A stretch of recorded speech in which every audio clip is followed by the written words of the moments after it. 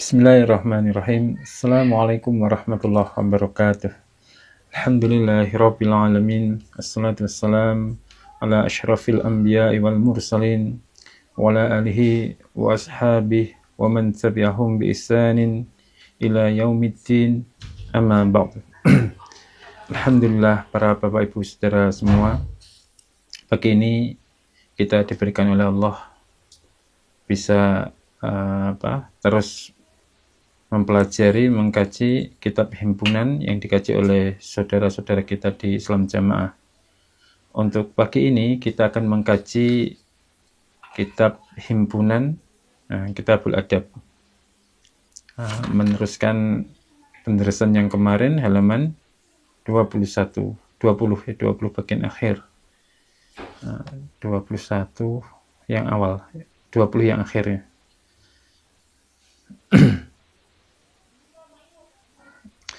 Bismillahirrahmanirrahim. Hadatsana Ibnu Abi Umar, hadatsana Sufyan Ibnu Uyainah an Atha bin Sa'ibil al-Hujaimi an Abi Abdurrahman as-Sulami an Abi Darda anna rajulan atahu faqala inna li imra'atan wa inna ummi ta'muruni bi talaqiha. Abi Darda menceritakan bahwa ada seorang laki-laki yang mendatangi beliau. Kemudian dia menceritakan innali imra'atan wa inna ummi ta'muruni bi talaqiha. Saya memiliki seorang istri dan saya juga memiliki seorang ibu. Yang mana ibu saya memerintahkan kepadaku untuk menceraikan istri saya.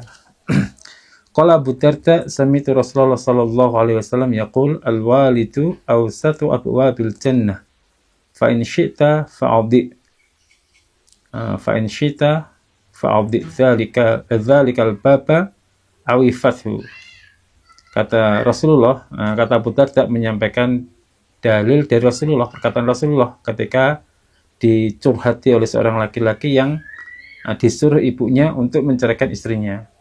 Abu Darda memberikan satu pesan bahwa saya mendengar Rasulullah SAW bersabda, sesungguhnya orang tua, yaitu ibu itu termasuknya, orang tua adalah pintu surga yang paling tengah.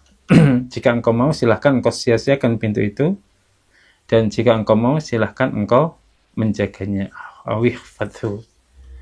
Makna dari al-walidu awsatu abwabil jannah, ini ungkapan pintu surga itu yang paling tengah ini menunjukkan pintu yang mudah untuk dimasuki, pintu yang paling utama, yang mudah untuk dimasuki, dan paling selamat jalannya.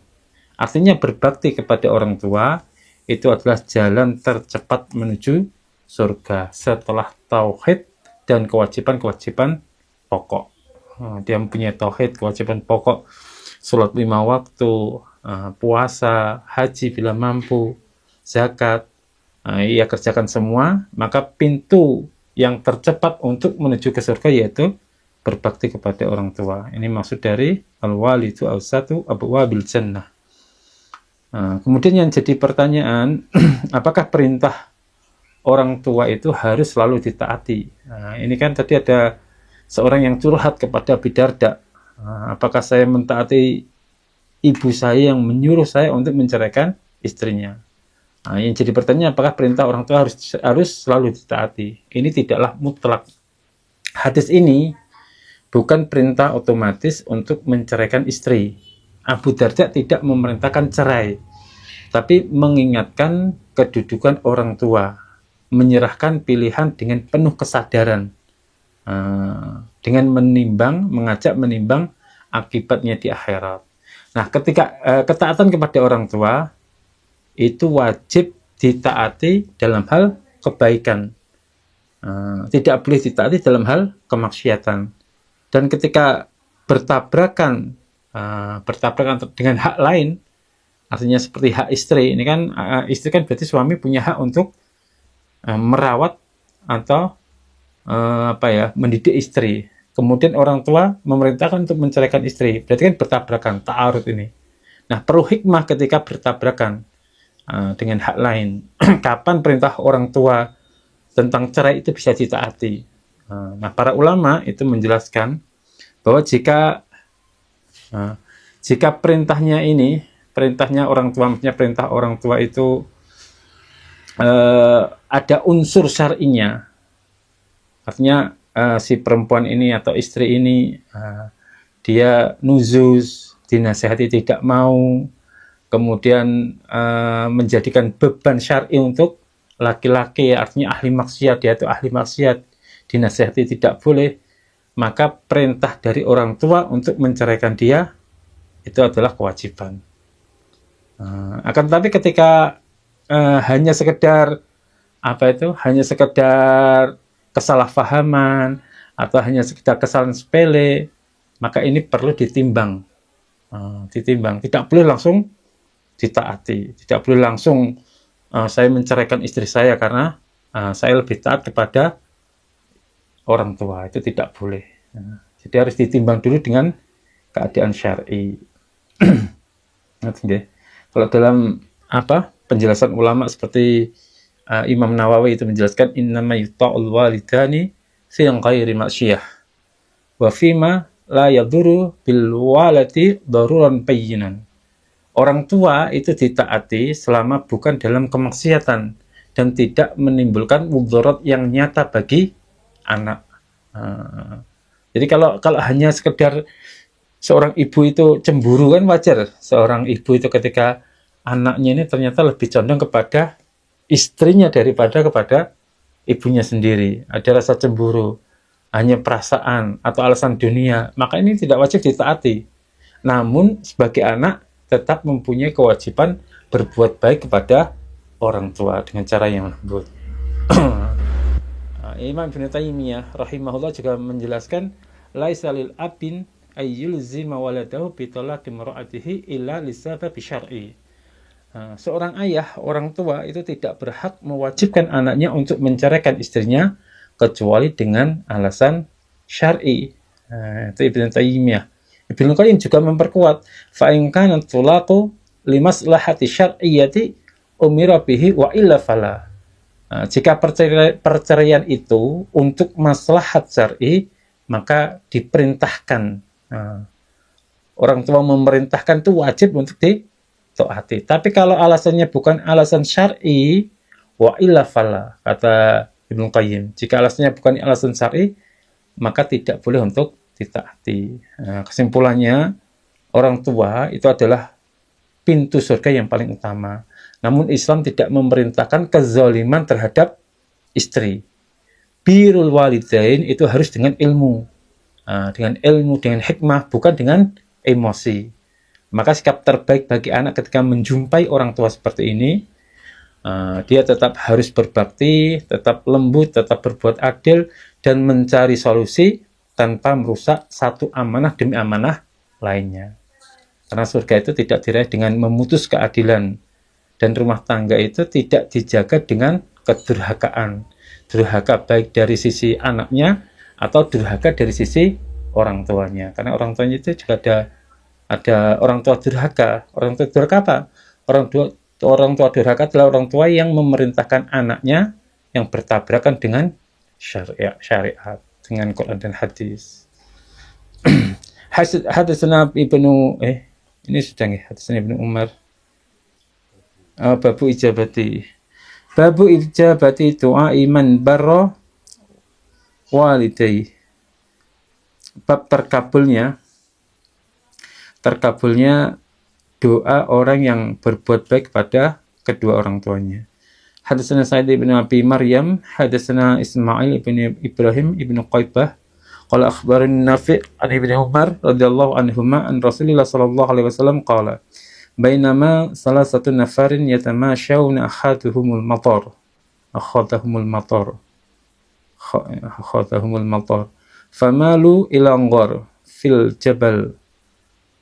Jadi Rasulullah menceritakan ada 3 orang yang mereka berjalan yatamashawna, bertamasya, keluar dari rumah untuk bertamasya, berjalan keluar. Tiba-tiba terjadi hujan, famalu ilanggor. Kemudian ketiga-tiganya masuk ke dalam, berlindung ke dalam sebuah gunung.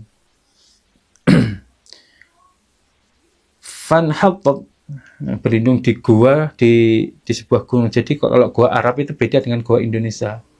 Gua Arab itu pintu goanya itu di atas, di atas. Jadi seperti kayak apa, sumur itu, sumur. Nggak dalam guanya. Beda dengan Indonesia. Kalau di Indonesia itu kan guanya kan pintunya di samping. Kalau di Arab itu pintu guanya di atas. Mereka berlindung dari hujan yang lebat itu masuk ke dalam pintu gua yang ada di gunung. Fan haltat ala famin gharihim sakhratun minal jabal fatabaqat alaihim. Kemudian ketika mereka berlindung di sebuah gunung itu, di gua itu ada sebongkah batu yang menutup pintu gua tersebut. Sebuah batu besar, sakhrah itu batu besar, tergelincir dari gunung sehingga menutup pintu gua tersebut. Faqala ba'dhum li ba'din unzuru a'malan amiltumuha lillahi salihatan fad'ullaha biha la'allahu yafrujaha. Kemudian salah satu dari mereka berkata pada yang lainnya, unzuru a'malan, silahkan kalian melihat amal-amal kalian, coba koreksi amal-amal kalian. Karena tidak ada yang dapat menyelamatkan kita hari ini dari batu ini kecuali dengan amalan kalian yang kalian sebutkan. Amal itu amal yang baik yang kalian buat untuk lillahi, karena benar-benar karena Allah. Berdoalah kepada Allah sehingga Allah mengabulkan doa kalian untuk membuka pintu ini, pintu gua yang tertutup ini. Faqala ahaduhum Allahumma innahu kana li walidani shaykhani kabiran wali sibatun singharun.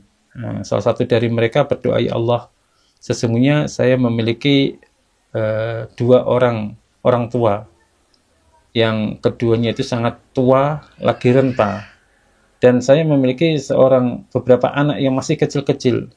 Kuntu ar'a alaihim, dan semuanya ini dalam perawatan saya, baik orang tua dan anak-anak ini saya rawat semua. Faida rohtu alaihim wa halabtu bada'tu biwalidayyi askihima qabla waladi. Dan setiap sore saya itu mempunyai kebiasaan untuk memerah susu dari binatang ternak saya. Kemudian susu itu saya berikan kepada orang tua saya, saya berikan mereka susu. Setelah itu saya berikan kepada keluarga saya, pada anak-anak saya. Wa innahu na'a biya syajaru fama ataitu hatta amsaitu fawajadtuhuma qad nama fahawalabtu kama kuntu ahlubu fajitu bil hilabi fakumtu inda ru'usihima. Nah, suatu ketika saya mencari kayu bakar itu kayu, sehingga saya datang ke rumah itu sudah dalam keadaan sore. Saya jumpai kedua orang tua saya, ternyata mereka sudah tertidur. Saya pun memerah air susu seperti kebiasaan saya yang awal. Kemudian saya mendatangi kedua orang tua saya dengan wadah yang berisi dengan susu. Inda ru'usihima. Saya berdiri di samping atau di atas kedua kepala orang tua saya. Aqrahu an uqidhuhuma min naumihima. Saya takut kalau perbuatan saya ini membangunkan tidur keduanya. Waqrahu an abda bisibiyah qablahuma. Dan saya juga tidak mau kalau saya memulai perbuatan ini untuk anak saya, meskipun anak-anak saya masih terjaga, belum tertidur. Saya tidak mau kalau memulai memberikan minum susu itu, saya mulai kepada anak saya. Karena kebiasaan saya memulai memberikan minum susu kepada kedua orang tua saya. Wasibiyah yatadhawna inda qadami. Sedangkan anak-anak saya ini merengek-rengek di kaki saya, merengek-rengek minta susu kepada saya. Falam yazal dzalika ta'bi Wada, wada, harusnya wada bihim, wada bihim, dakbi wada bihim. Hatta ini wada buhum ya, wada bahum, wada bihim ini. Hatta sehingga tola al fajru, dan tidak henti-henti saya tetap berdiri di atas kepala kedua orang tua saya yang masih tidur sampai muncullah fajar, sampai pagi. Masya Allah, ini dia amalan andalannya, yaitu berbuat baik kepada orang tua, mengagungkan kedua orang tuanya, memberikan nafkah kepada orang tuanya didahulukan daripada anak-anaknya, sampai-sampai karena nggak berani membangunkan kedua orang tuanya yang saat itu masih tidur, sampai menunggu waktu fajar, sampai fajar itu terbit. Fa in kunta ta'lamu anni fa'altu dzalik ibtigha'a wajhik fafruj lana furjatan nara minhas sama. Ya Allah, seandainya engkau mengetahui bahwa perbuatan saya ini, keadaan saya ini yang seperti ini karena mencari wajahmu, karena mencari ridhamu ya Allah, maka bukakanlah satu benggangan saja, satu bukaan saja, sehingga saya bisa melihat ke arah langit. Ya, memang pintu guanya kan di atas itu kan. Kalau batunya bergeser, itu keadaan langit itu bisa terlihat, kan? Fafarajallahu lahum furjatan hatta yarawna minhas sama. Akhirnya Allah mengabulkan doa orang yang pertama ini, sehingga pintu atau batu yang menutupi gua itu bisa bergeser dan langit pun bisa terlihat. Itu yang pertama, itu salah satu doanya dikabulkan. Wa qala tsani Allahumma innahu kanat li ibnatu amin uhibbuha ka'asyati ma yuhibbur rijalu an-nisaa. Ya Allah, kata orang yang kedua, ya Allah, sesungguhnya engkau tahu bahwa saya memiliki sepupu, anak perempuan dari paman saya. Saya begitu mencintai dia sebagaimana cintanya seorang laki-laki, cinta besarnya seorang laki-laki kepada perempuan. Orang laki-laki itu kalau udah cinta kepada perempuan itu apapun dikorbankan. Fattalabtu ilaiha nafsaha, dan saya sebenarnya punya niat ingin memiliki dirinya, memiliki tubuhnya. Berarti berniat untuk menjimaknya. Saya berniat untuk menikmati tubuhnya. Fa'abat hatta atiha bimi'atin dinarin. Ternyata saya ketika dia sepupu saya ajak untuk zina, dia menolak. Dia memberikan syarat boleh menikmati tubuhnya asalkan dia membawakan 100 dinar. Kalau dalam cerita lain itu kan si sepupunya ini mempunyai musibah, kesusahan, sehingga dia membutuhkan uang 120 dinar. Kamu boleh menikmati tubuh saya asalkan kamu bisa memberikan saya 120 dinar untuk musibah yang saya alami. Itu. Fasa'aitu hatta jama'tu mi'ati dinarin. Karena rasa cinta saya kepada sepupu saya pun berusaha mengumpulkan 100 dinar. Dan itu pun terkumpul. Falaqituha biha. Akhirnya saya membawa 100 dinar itu dan bertemu kepada sepupu saya. Falamma qa'atu baina rijlaiha qalat ya Abdullah ittaqillah wa la taftahil khatam. Ini juga ada ini, illa bihaqqihi wa la tahtamil wa la taftahil khatam, itu juga ada tambahan lafaz illa bihaqqihi. Kemudian ketika saya sudah menyerahkan 100 dinar sesuai dengan kesepakatan, saya pun sudah duduk, benar-benar duduk di tengah-tengah di antara dua kakinya. Berarti sudah siap untuk melakukan hubungan intim. Ketika saya akan melakukan zina dengan sepupu saya, ternyata sepupu saya berkata, ya Abdullah ittaqillah wa la taftahil khatama illa bihaqqihi. Wahai hamba Allah, takutlah engkau kepada Allah, janganlah engkau membuka sesuatu tutup kecuali dengan haknya tutup. Artinya ini diharamkan oleh Allah. Kalau engkau ingin membuka tutup ini, keharaman ini, maka silahkan dengan cara yang benar, yaitu dengan cara nikah, lewat pernikahan. Akhirnya vakum tuh anha, akhirnya saya pun berdiri dan tidak jadi berbuat zina. Allahumma fa in kunta ta'lamu anni qad fa'altu dzalika ibtigha'a wajhika fafruj lana minha. Ya Allah, jika engkau mengetahui bahwa perbuatan saya ini perbuatan dari menolak maksiat, menghindari diri dari maksiat, ini saya kerjakan karena mencari wajahmu, maka bukakanlah kepada saya pintu goa ini agar terbuka. Fafaraja lahum furjatan. Akhirnya pintu goa itu pun terbuka. Batu besar itu bergeser satu benggangan, tapi masih belum bisa untuk keluar. Fafaraja lahum furjatan. Waqala yang ketiga ini.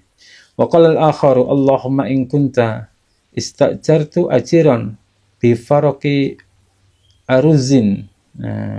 Orang ketiga berkata, ya Allah, dahulu saya pernah mempekerjakan seorang ajir. Ajir itu pembantu, seorang pegawai dengan upah bi faraqi aruzin, dengan upah satu farok, satu wadah, satu farok dari beras. Upahnya itu setiap pekerjaan itu satu farok dari beras. Falamma qadha amalahu qala a'tini haqqi. Ketika pekerja itu selesai menyelesaikan pekerjaannya, dia berkata, berikanlah upahku.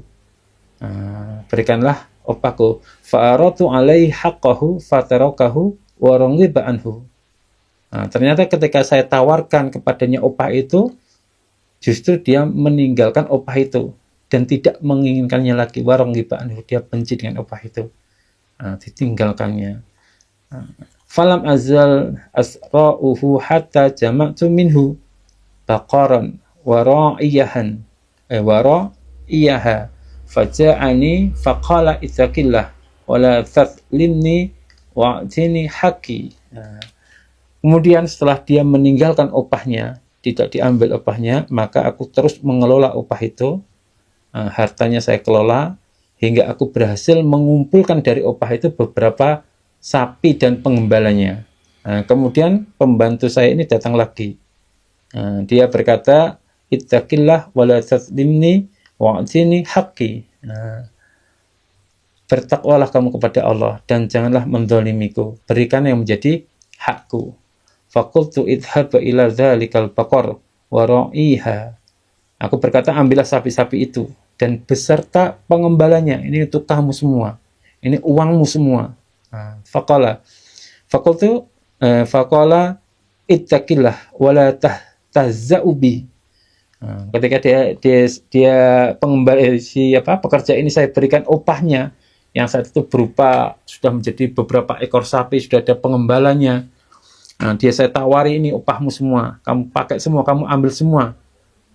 Kemudian orang itu malah berkata, bertakwalah kepada Allah dan kamu jangan mempermainkanku, katanya. Dia tidak percaya kalau upahnya yang dulu kecil, yang dia tinggalkan ternyata dikelola menjadi beberapa ekor sapi dan ada pengembalanya. Fakultu ini la ahza'u bika fakhudh dzalikal baqar wa ra'iha. Kemudian saya mengatakan kepada pembantu saya tadi, saya tidak mempermainkanmu, fakhudh dzalikal baqar wa ra'iha. Silakan ambil sapi-sapi ini, kamu ambil semua, beserta pengembalanya kamu ambil semua. Fa akhadhahu fantalaqa biha. Akhirnya si pembantu ini diambil semua. Kalau wong Jawa kan mesti gak gelem. Mosok iso koyo ngene iki syukur. Tapi ini enggak, langsung diambil semua. Pengembalanya diambil, sapi-sapinya diambil semua. Fantalaqa biha. Maka dia mengambil sapi-sapi dan pergi meninggalkan saya. Fa in kunta ta'lamu anni fa'altu dzalika ibtigha'a wajhik fafruj ma baqiya fafarazallahu anhum. Ya Allah, jika Engkau mengetahui bahwa perbuatan saya ini saya kerjakan karena memang benar-benar mencari wajah-Mu, maka bukakanlah apa-apa yang tersisa dari pintu gua ini. Akhirnya pintu gua itu dibuka oleh Allah. Nah, ini kaidah umum dari hadis ini kita lihat sebelum masuk satu persatu, maksudnya sebelum doa satu persatu dari 3 orang disampaikan kepada Allah, mereka ini sudah dalam keadaan kesusahan, tertutup dalam gua. Doa mereka dikabulkan bukan karena keadaan darurat semata. Kalau keadaan darurat ini memang dikabulkan oleh Allah, tapi bukan hanya keadaan darurat semata, tapi karena mereka bertawasul dengan amal yang mereka lakukan dengan ikhlas, dengan murni mengharapkan niat karena Allah. Maka bertawasul dengan amal kita itu boleh. Tawasul itu apa? Menjadikan perantara untuk sebuah permintaan kepada Allah. Jadi berat pengorbanannya, tersembunyi dari manusia, dan murni doa itu apa? Perbuatan itu murni antara hamba dan Allah. Ini dijadikan tawasul untuk minta kepada Allah. Ibnu Hajar al-Asqalani ketika menjelaskan hadis ini dalam Bukhari, dia menyerangkan wa fil hadisi at-tawassul bi salihil amal indal qurbat. Jadi dalam hadis ini terdapat dalil bertawasul dengan amal soleh di saat kesempitan itu boleh. Yang pertama apa? Sebabnya dia berbakti yang ekstrim kepada orang tuanya. Sangat berbakti tapi ekstrim. Dia mengatakan, ya Allah, jika aku melakukan itu karena mengharap wajah-Mu, maka bukakanlah untuk kami jalan keluar. Amal dijadikan sebagai wasilah, perbuatan baik dia kepada orang tuanya dijadikan sebagai wasilah. Mendahulukan orang tua di atas anak dan istrinya. Menahan lapar anak-anaknya, berdiri semalaman memegang susu, tanpa ada yang tahu, tanpa ada yang memuji. Nah, kenapa doa ini dikabulkan oleh Allah Subhanahu wa Ta'ala? Karena birrul walidain, berbuat baik kepada orang tua, itu termasuk amal yang paling cepat balasannya. Amal ini berat secara jiwa, bukan secara fisik, secara jiwa itu berat. Karena tidak ada unsur riya, tidak ada kepentingan dunia semata, sama sekali tidak ada. Tapi benar-benar niat untuk berbakti kepada orang tua, berbuat baik kepada orang tua. Ibnu Qayyim al-Jauziyah itu menjelaskan ketika membahas tentang birrul walidain, wal birru min a'zami asbabi tafrijil qurb. Berbuat baik kepada orang tua itu termasuk sebab terbukanya tafrijil qurb. Qurb itu kesusahan. Termasuk sebab terbesar terbukanya sebuah kesusahan. Hasil doanya apa tadi? Hasil doanya itu batunya bergeser, tapi belum sepenuhnya bergeser semua itu tidak, tapi sudah bergeser. Itu yang pertama. Ini isyarat bahwa doa itu diterima, tapi belum selesai. Kemudian yang kedua itu kenapa tadi kisah seorang laki-laki yang meninggalkan zina, padahal dia mampu, dia mempunyai uang sebagaimana yang diminta oleh sepupunya untuk mengumpulkan uang 100 dinar, dikumpulkan. Kamu boleh menikmati tubuh saya asalkan kamu menyiapkan uang 100 dinar. Dikumpulkan uang itu 100 dinar, sudah terkumpul. Umpama dia melakukan perbuatan zina atau melakukan maksiat, dia itu mampu. Karena syarat yang diminta oleh si perempuan sudah terpenuhi. Tapi ketika dia dikatakan ittaqillah, takutlah kepada Allah, jangan engkau membuka sesuatu yang diharamkan oleh Allah kecuali dengan haknya. Kemudian dia berdoa, ya Allah, jika aku melakukan itu karena mengharap wajah-Mu, maka bukakanlah untuk kami jalan keluar. Nah, ini juga amal dijadikan sebagai wasilah. Dia punya kesempatan untuk zina, dia punya kekuasaan dan harta, dan wanita itu sudah siap untuk dizinai, tapi dia di detik-detik terakhir dia mundur, dia meninggalkan wanita itu dan uangnya. Nah, doa ini juga dikabulkan karena dia meninggalkan dosa bukan karena dia tidak mampu, tapi karena dia takut kepada Allah Subhanahu wa Ta'ala. Ini termasuk jihad melawan hawa nafsu. Nah, amal ini sangat berat untuk jiwa. Imam An-Nawawi itu menjelaskan ketika menjelaskan hadis ini, fihi fatwun tarkil maksiyah ma'al qudrati 'alaiha. Hadis ini menunjukkan keutamaan meninggalkan maksiat padahal dia mampu untuk melakukannya. Hasilnya apa? Akhirnya batunya itu tergeser, tapi belum seluruhnya. Kemudian yang ketiga, sebab ketiga, doa yang ketiga, itu sebab amanah dan dalam harta manusia. Dia mempunyai, menjadikan amal sebagai wasilahnya. Dia memberikan upah kecil yang ditinggal, upahnya itu tidak dimakan oleh dia, tidak diklaim miliknya, tapi justru dikembangkan menjadi beranak pinak, menjadi banyak, kemudian dikembalikan kepada sahibul mal tanpa dikurangi sedikit pun, tanpa menyebut jasanya. Kenapa doa ini dikabulkan? Karena amanah menyangkut hak manusia. Hak manusia tidak diampuni kecuali ditunaikan. Ia menunaikan hak itu lebih dari kewajiban. Ya ikhlas, benar-benar ikhlas total tanpa pamrih. Dia mengatakan, ya Allah, jika aku melakukan ini karena mengharap wajahmu, maka bukakanlah untuk kami jalan keluar. Akhirnya terbukalah pintu buat tersebut. Imam Al-Qurtubi itu juga mengatakan ketika menjelaskan hadis ini, hifdzul amanati min aqwa asbabil najah. Menjaga amanah itu termasuk sebab terkuatnya mendapatkan keselamatan. Doanya dikabulkan oleh Allah. Akhirnya mereka semua selamat. Jadi kalau rahasia besar dari hadis yang diceritakan oleh Nabi dalam hadis ini, kenapa tidak satu doa saja cukup? Itu karena keselamatan yang besar itu juga membutuhkan amal yang besar. Haknya Allah ditunaikan, haknya manusia juga ditunaikan. Jihad melawan hawa nafsu.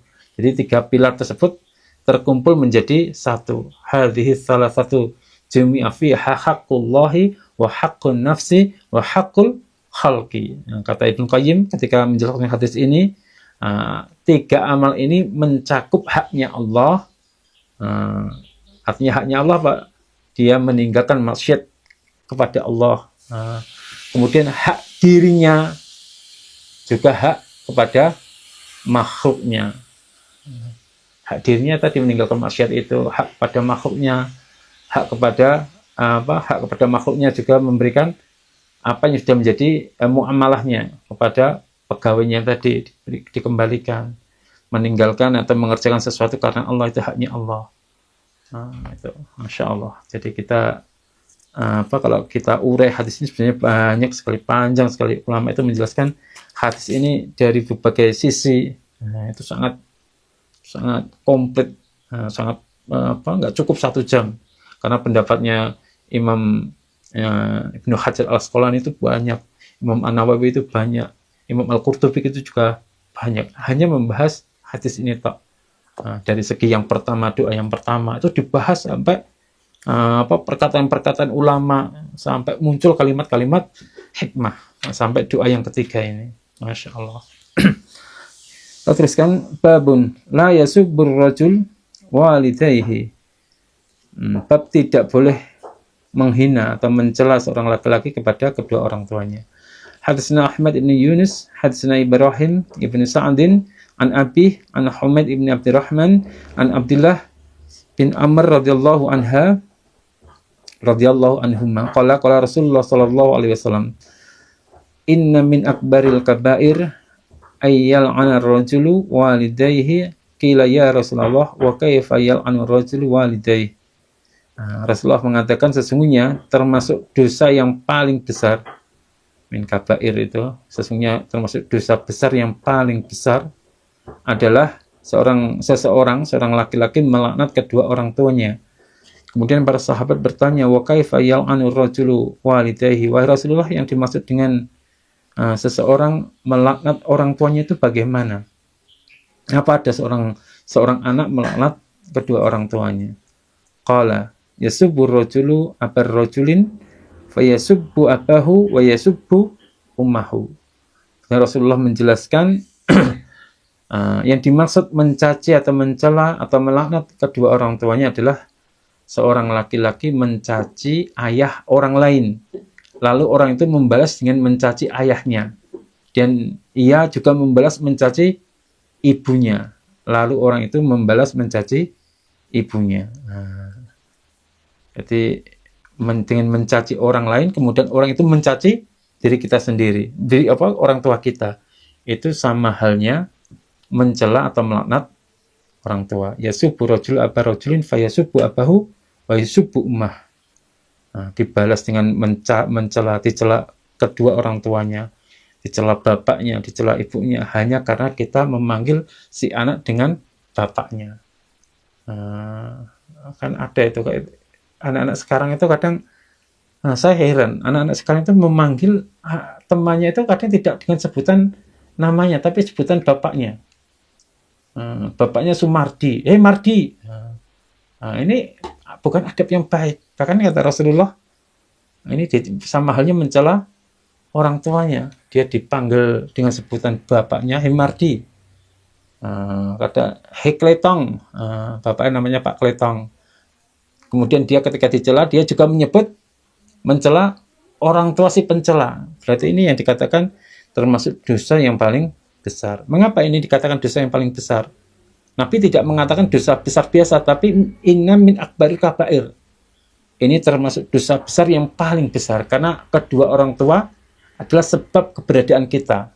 Berarti mencela mereka sama halnya menghancurkan asas birrul walidain, pondasi berbakti kepada orang tua. Ini adalah bentuk kezaliman lisan yang sangat keji.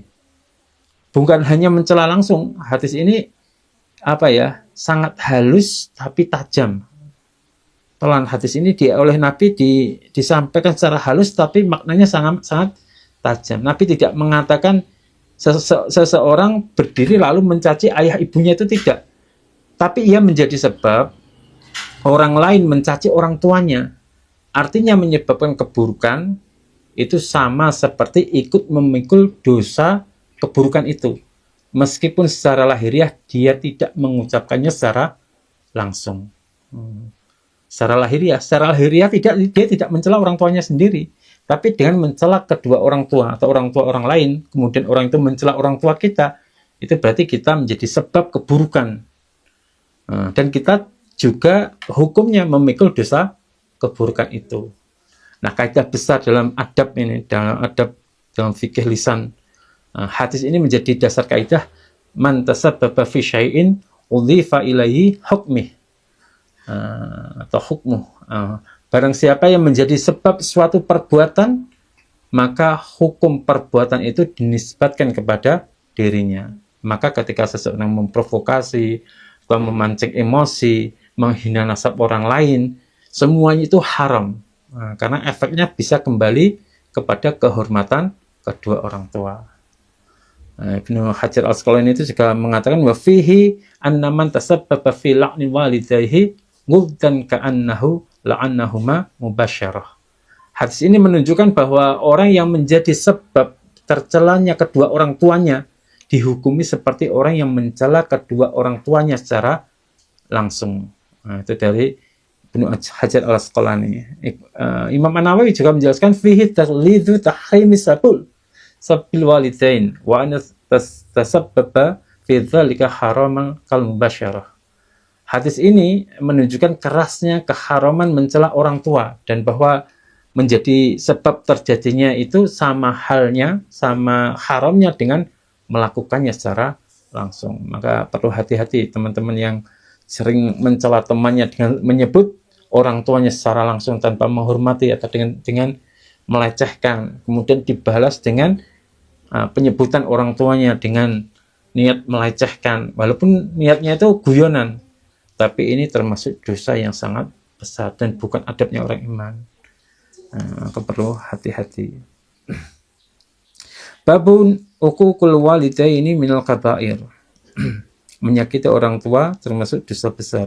Hadatsani Ishaq hadatsani Khalid Al-Wasiti anil Jarir An Abdurrahman bin Abi Bakrah an Abi radhiyallahu anhu qala Rasulullah sallallahu alaihi wasallam, ala unabbiukum bi akbaril kabair. Ini juga termasuk dosa besar, dosa yang paling besar. Maukah kalian saya beritahu tentang dosa yang paling besar? Qulna bala ya Rasulullah, baik ya Rasulullah kami mau. Qala al-israku billah wa uququl walidain. Yang pertama yaitu syirik kepada Allah dan berani menentang atau menyakiti, durhaka kepada orang tua. Wa kana muttaqian fajalasa faqala. Dan Nabi beliau sebelumnya bersandar. Sebelumnya itu bersandar, kemudian setelah bersandar Rasulullah langsung duduk. Fajalasa faqala ala wa qulu zur wa syahadatu zur, ala wa qulu zur wa syahadatu zur, famazala yaquluha hatta qultu la yaskut.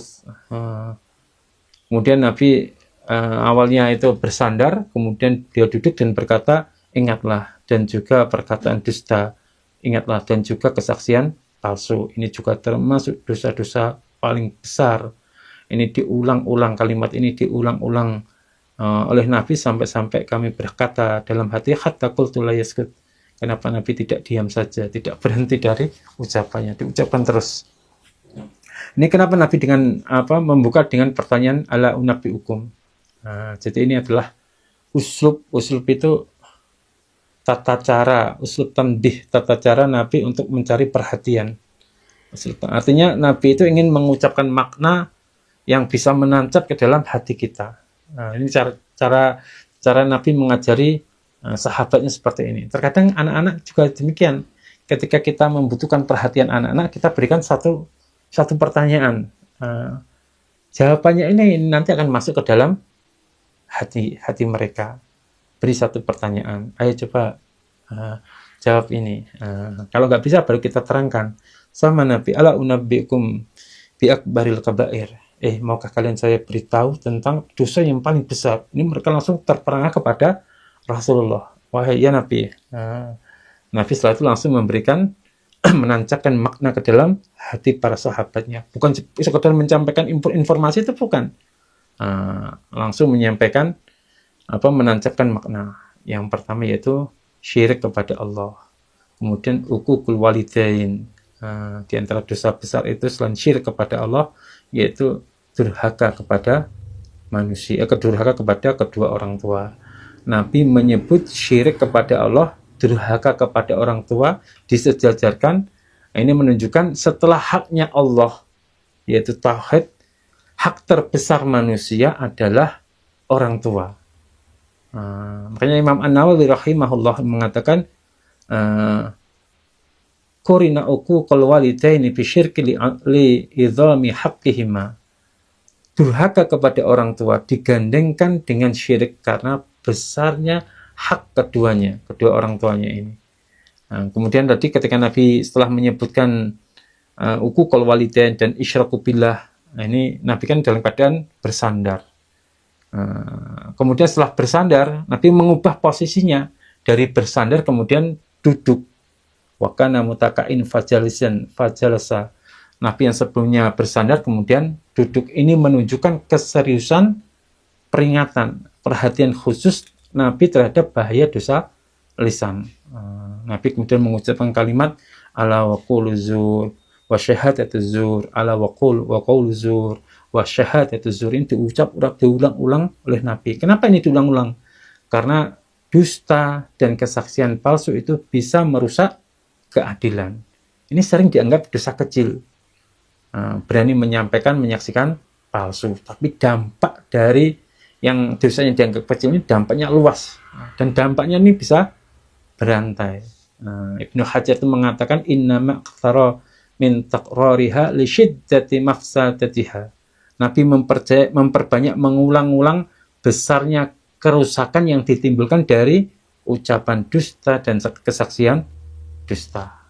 Ini makanya kita harus hati-hati untuk hubungan kita dengan Allah. Jangan sampai kita syirik kepada Allah sebagai kesimpulan. Kemudian kita juga jangan sampai durhaka kepada orang tua, karena ini juga bukan dosa ringan. Dia disejajarkan dengan dosa yang paling besar. Betapa banyak orang yang banyak atau rajin ibadah tapi lalai pada adab kepada orang tuanya. Padahal kerusakan agama sering bermula dari rusaknya adab. Barang siapa yang meremehkan kedua orang tuanya, dia sedang meruntuhkan agama itu sendiri. Nah, coba satu hadis lagi. Akhbarana Amr ibn Ali qala hadatsana Yazid ibn Zura'in qala hadatsana Umar ibn Muhammad an Abdullah bin Yasar an Salim bin Abdullah an Abih qala Rasulullah sallallahu alaihi wasallam thalathatun la yanzurullah azza wa jalla ilaihim yaumal qiyamah. Ada tiga kelompok, tiga golongan yang oleh Allah tidak dipandang azza wa jalla, tidak dipandang di hari kiamat. Artinya tidak dipandang dengan pandangan rahmah. Karena hari kiamat itu Allah memandang orang iman itu dengan pandangan kasih sayang. Nah, ada tiga kelompok dari mereka yang oleh Allah tidak dipandang dengan pandangan kasih sayang. Yang pertama yaitu al-aqul liwalidayhi, orang yang durhaka kepada kedua orang tuanya, itu yang pertama. Tidak dipandang dengan pandangan rahmah. Yang kedua yaitu wal mar'atu mutarajjilatu. Dan yang kedua yaitu seorang perempuan yang di dunianya itu dia menyerupai laki-laki. Nah, ini sekarang malah justru kaum pelangi itu. Jadi perempuan itu punya gaya, punya sifat, dan punya kesukaan sebagaimana kaum laki-laki. Atau sebaliknya, kaum laki-laki punya gaya, punya sifat sebagai kaum perempuan. Wong lanang seneng karo wong lanang, wong wedok seneng karo wong wedok, tapi tingkahnya itu, yang laki-laki tingkahnya segenit seperti perempuan, gaya bajunya, perempuan juga demikian, tomboy. Yang ketiga yaitu wadayus, dan orang yang dayus.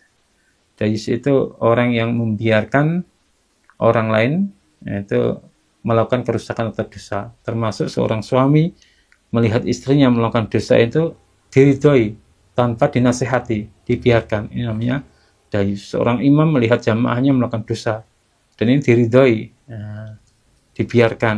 Ini namanya dayus. Wa thalathatun la yadkhulunal jannah, dan ada tiga kelompok yang tidak akan masuk ke dalam surga. Al-aqu liwalidayhi, penentang, orang yang menentang kepada kedua orang tuanya.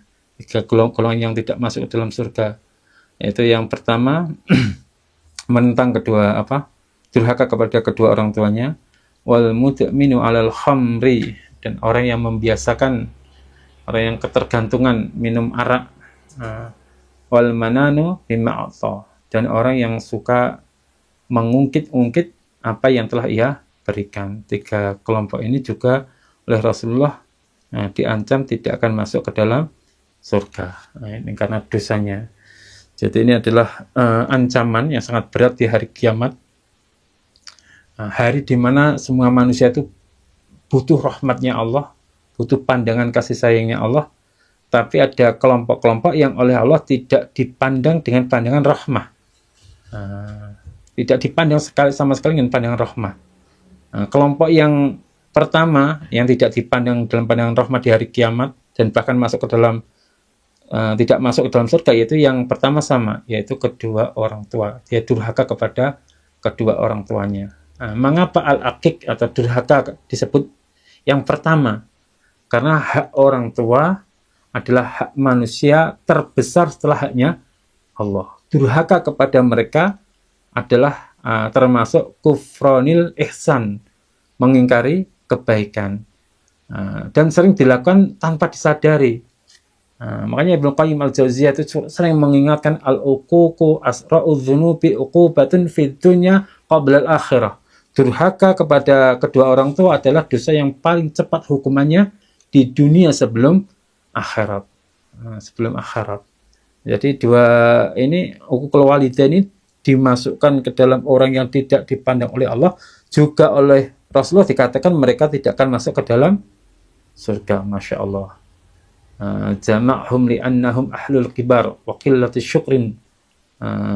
Hadis ini mengumpulkan bahwa mereka tidak dipandang oleh Allah dan tidak dimasukkan ke dalam surga karena di dalam diri mereka penuh dengan kesombongan, ada rasa sombong karena meremehkan manusia, juga sedikitnya rasa syukur.